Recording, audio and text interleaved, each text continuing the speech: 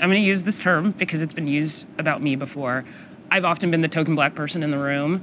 When you go to your GOP conference lunches, you are often the token black person in the room. Only black person. The only black person, which means you have a unique way of looking at things. Has the president called you and asked you what your take on what happened in Charlottesville?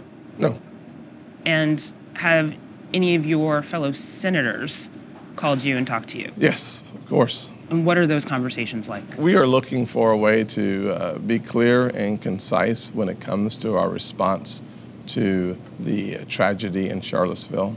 I think we've had a very constructive dialogue, and we are looking for ways to make that dialogue manifest in policies and actions, and frankly in responses. One of the folks that I've spoken to a number of times is James Langford from Oklahoma.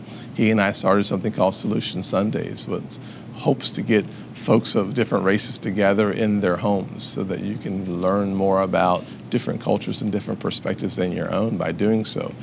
He and I have had many conversations about how to move this country forward with a heart of inclusion.